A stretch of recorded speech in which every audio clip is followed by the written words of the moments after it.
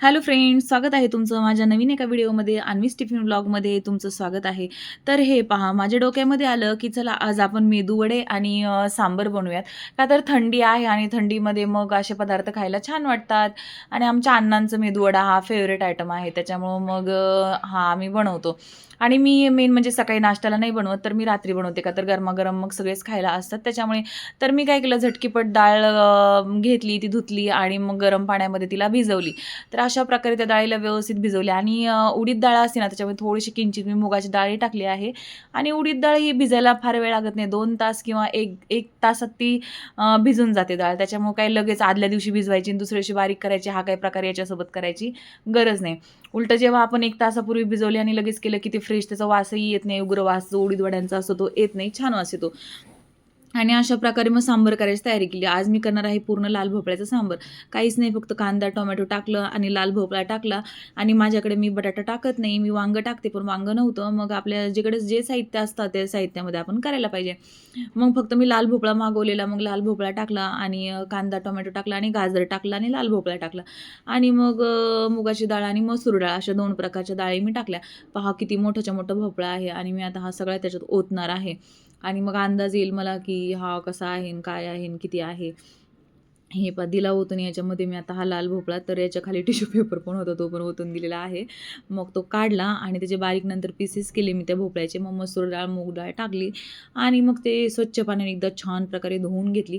तुमच्याकडे शेवगे शेंगा असेल, वांगा असेल तर नक्की टाका. भोपळा असेल हिरवा तो पण टाका. छान लागतं सांबर.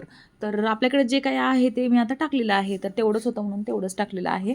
आणि मग काय केलं, त्याच्यामध्ये तेल टाकायचं, हळद टाकायची, मीठ टाकायचं आणि मग ते शिजवून घ्यायचं. आणि अशा प्रकारे कोथिंबीर कढईमध्ये पाणी टाकून स्वच्छ पाण्याने धुवून घेतली. म्हणजे उडीद वड्यांसाठी आपल्याला कोथिंबीर लागणार आहे आणि सांबारसाठी वरूनही आपल्याला कोथिंबीर लागणार आहे.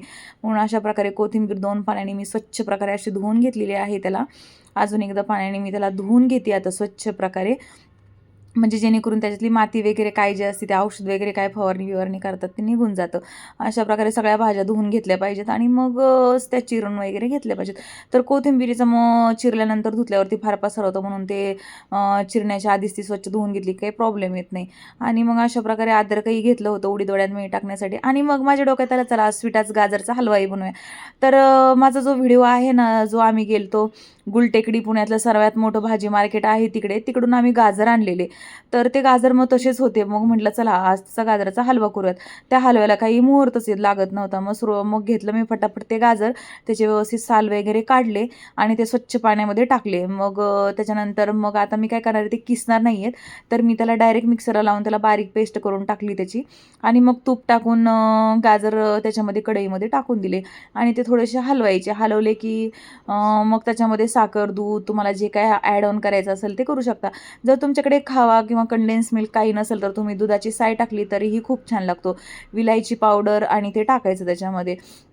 आता इथे काय केलं मी, एवढं जे बटर होतं ना ते याच्यामध्ये टाकलेलं आहे. हे पहा मक्खन हलव्यामध्ये टाकलेलं आहे. का तर माझ्याकडचं तूप होतं ते संपलं होतं. म्हणून मग मी तुपाच्या ऐवजी हे मक्खन दिलं टाकून. का तर तेवढ्यासाठी परत तो हलवा राहायला नको.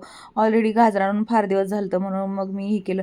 आता माझ्याकडे कंडेन्स मिल्कही अवेलेबल होतं, जे मी केकसाठी प्लम केक बनवलं होतं त्यासाठी वापरलेलं. त्यातला अर्धा तासच शिल्लक होता आणि माझ्याकडे मेन म्हणजे खवा पण शिल्लक होता, जो मी खास गाजरच्या हलव्यासाठीच खवा मागवला होता. त्याचे गुलाबजामुनही झाले आणि त्यातला मग थोडासा खवा शिल्लक होता. मग तोच मी याच्यामध्ये टाकला आहे गाजरच्या हलव्यामध्ये. मग मला कंडेन्स मिल्क त्याचा आणखीन एक नवीन काहीतरी पदार्थ बनवून घेऊयात. मग आता मी काय केलं, आली आता उडीद वड्यांची वेळ. तर मी काय केलं, ही जी डाळ आहे ती स्वच्छ प्रकारे धुवून घेतली छान 2-3 पाण्यानी. तुम्ही पाणी पाहू शकता किती स्वच्छ पाणी डाळीतून निघालेलं आहे. मग त्याला व्यवस्थित मी डाळ आता ही मिक्सरला बारीक एकदम करून घेते. त्याची फाईन पेस्ट मी बनवून घेते छान प्रकारे. आणि मग अशा प्रकारे आता तोपर्यंत अन्वी आली आहे. आता जसं की अन्वीचा फेस्टिवल सुरू झालेला आहे, क्रिसमस, मेरी क्रिसमस. मग तिने जाऊन थोडेसे बॉल वगैरे आणलेत. ऑलरेडी आमच्या घरात खूप सारे डेकोरेशन सामान आहे, पण तरी तिला दरवर्षी काही ना काहीतरी नवीन आणायचं असतं. तर मुलांचा एक छंद असतो, त्यांचे छंद हे जोपासलेच पाहिजे जर ते योग्य असतील तर.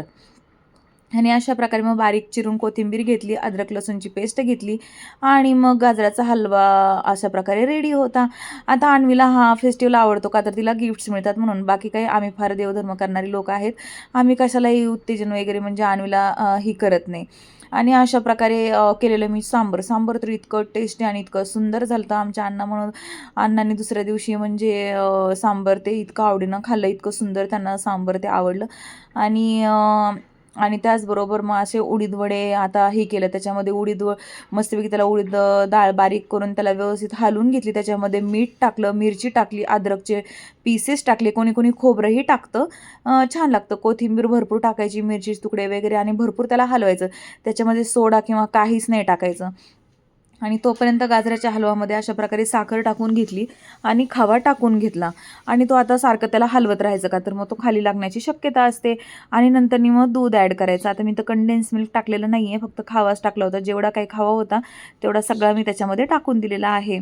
आणि मग उडीद वड्यामध्ये तुम्ही जर सोडा वगैरे टाकलं तर ते तेल पितात. आता तुम्ही माझे वड्यांची पुढं रेसिपी पहा, अजिबात उडीद वडे तेल पित नाहीत का तर त्यामध्ये सोडा पण नाही टाकायचा आणि जे उकळलेलं तेल असतं ना तर त्यातला एखादा चमचा तुम्ही टाकू शकता, फार नाही टाकायचं. छोटा टेबलस्पून असतो ना तो गरम गरम तेल, कडकडीत तेल टाकलं तरी पण होऊन जातं किंवा नाही टाकलं तरी काही प्रॉब्लेम नसतो. फक्त त्याला व्यवस्थित ही करायचे, मीडियम फ्लेमवरती त्याला उडीद वड्यांना होऊन द्यायचं.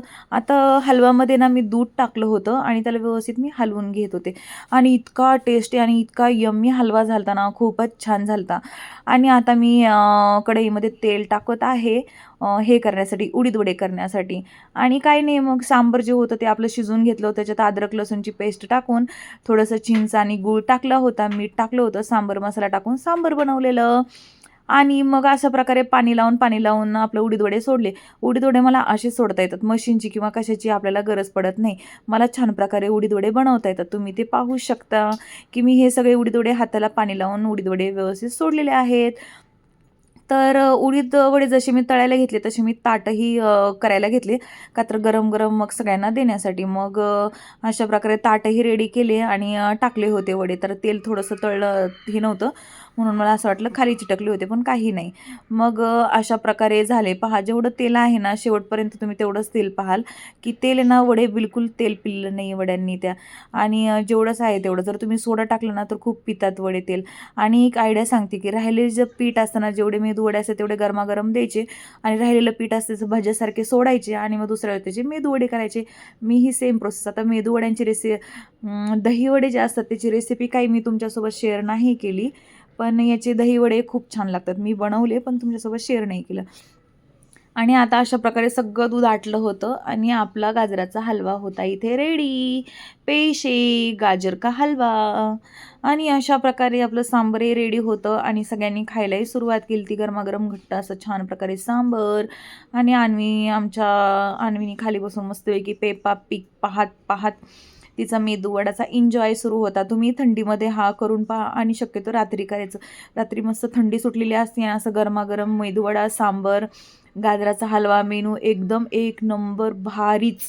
म्हणजे कोणाच्याही तोंडाला पाणी सुटेल असा हा मेनू झाला. खूपच सुंदर आणि टेस्टी होता, खूप छान. आणि दुपारी आम्ही केल्या हुलग्याच्या शेंगुळ्या. तर त्याचाही मी व्हिडिओ अपलोड केला आहे शॉर्ट्समध्ये. त्याची रेसिपी जर तुम्हाला पाहिजे नसेल तर आहे आपल्याकडे अवेलेबल, ते तुम्ही पाहू शकता. तर अशा प्रकारे झालते छानपैकी आपला मेदूवडा. आणि मेदूवड्यामध्ये ना कोणी कोणी खोबरेही टाकतं, ओलं खोबऱ्याचे पीसेसही टाकतात, तेही छान लागतात. तुम्ही टाकून पहा किंवा मिरपुडंही टाकतात. मिरपुडं